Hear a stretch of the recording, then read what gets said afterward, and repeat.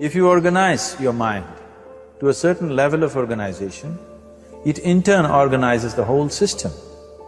Your body, your emotion, your energies, everything gets organized in that direction. Once all these four dimensions of you, your physical body, your mind, your emotion and the fundamental life energies are organized in one direction, once you're like this, anything that you wish happens without even lifting a little finger actually. It would help to assist it with activity, but even without doing any activity, you can still manifest what you want if you organize these four dimensions in one direction and keep it unwavering in that direction for a certain period of time. Right now the problem with your mind is, every moment it is changing its direction.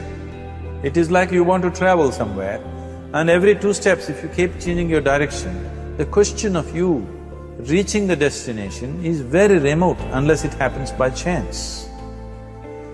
So, organizing our minds and in turn organizing the whole system and these 4 basic dimensions of who you are right now in one direction, if you do this, you are a Kalpavruksha yourself. Anything that you wish will happen. But right now, if you look at your lives, everything that you have wished for till now, if it happens, you have finished.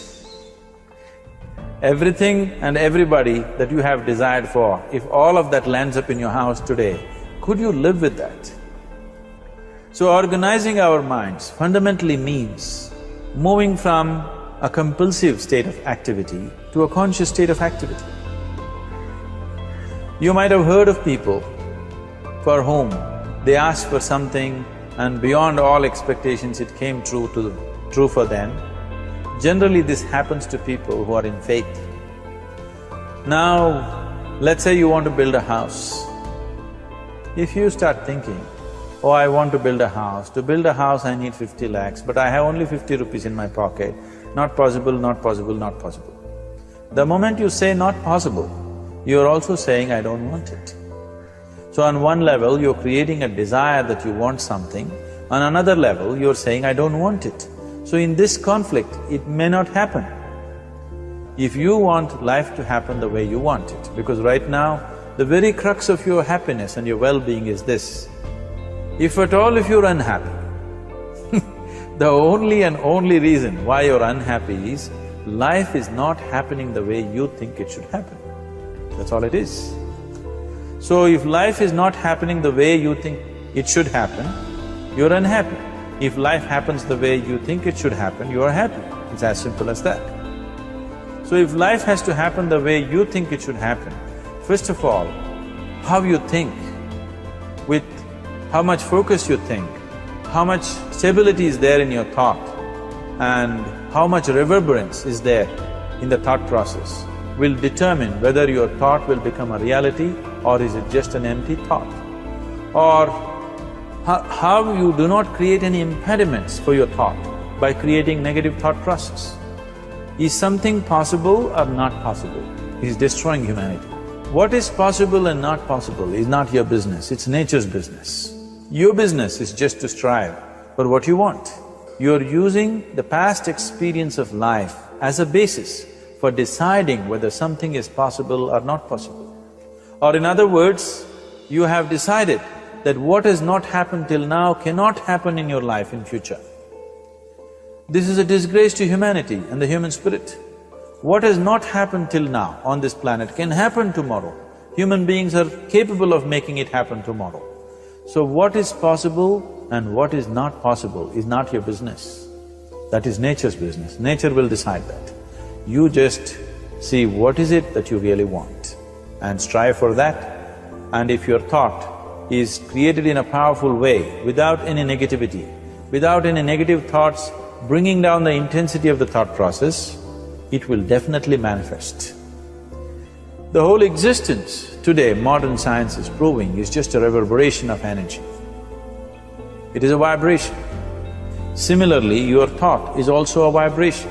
If you generate a powerful thought and let it out, it will always manifest itself. So generally, people are using faith as a means to remove the negative thought. Today, once you have become thinking human beings, your faith is not too deep. It doesn't matter how much faith you think you have, somewhere doubts always crop up. Right now, the way your minds are made, this moment, if God appears right here, you will not surrender to Him. You will want an investigation whether He is really God or not. With this kind of mind, you should not waste your time on faith. So there is an alternative, which is commitment. If you simply commit yourself to creating what you really care for, now once again, your thought gets organized in such a way, there is no such thing as whether it's possible or not possible. There is no hurdle in your thought process. Your thought flows freely towards what you want. Once this happens, making it happen will also naturally follow. So to create what you really care for, first and foremost thing is that what you want must be well manifested in your mind, that this is what I want. Is that what you really want? You must look at it, because any number of things in your life you have thought, this is it. The moment you reach there, you realize that's not it, it's the next one and the next one and the next one. So what is it that one really wants is one thing. First of all, we must explore. Once that is clear and we are committed to creating it, now there is a continuous process of thought in that direction. Once you can maintain a steady stream of thought without changing direction, definitely this is going to happen in your life, or it will definitely manifest as a reality in your life. So, either you make this human form into a kalpa vriksha, or you make it into one big mess, which is happening all over. So at every stage in our life, we tend to think, this is it. If this one thing happens, everything will be fine with my life. You reach there and you realize that's not it, and you postpone it to something else and something else. This is going on. The first and foremost thing is, you must be clear what is it that you really want. If you do not know what you want, the question of creating it doesn't arise. If you look at what you really want, what every human being wants is, he wants to live joyfully, he wants to live peacefully. In terms of its relationships, he wants it to be loving and affectionate. Or in other words, all that any human being is seeking for is pleasantness within himself, pleasantness around him. If this pleasantness, if it happens in our body, we call this health and pleasure. If it happens in our mind, we call this peace and joy. If it happens in our emotion, we call this love and compassion. If it happens in our energy, we call this blissfulness and ecstasy.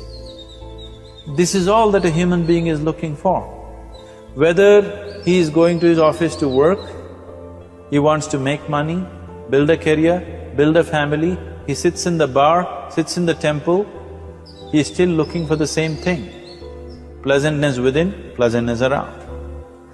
If this is what we want to create, I think it's time we addressed it directly and commit ourselves to creating it. So you want to create yourself as a peaceful human being, joyful human being, loving human being, a pleasant human being on all levels.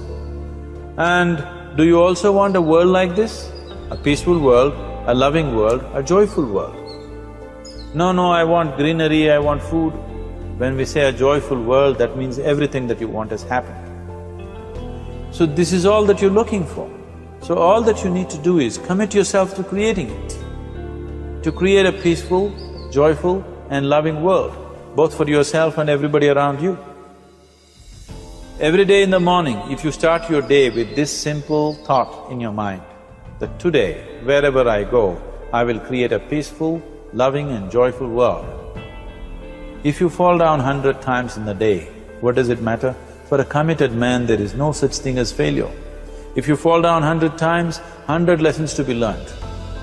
If you commit yourself like this to creating what you really care for, now your mind gets organized. Once your mind gets organized, the way you think is the way you feel, your emotion will get organized. Once your thought and emotion is organized, your energies will get organized in the same direction. Once your thought, emotion and energies are organized, your very body will get organized. Once all these four are organized in one direction, your ability to create and manifest what you want is phenomenal. You are the creator in many ways.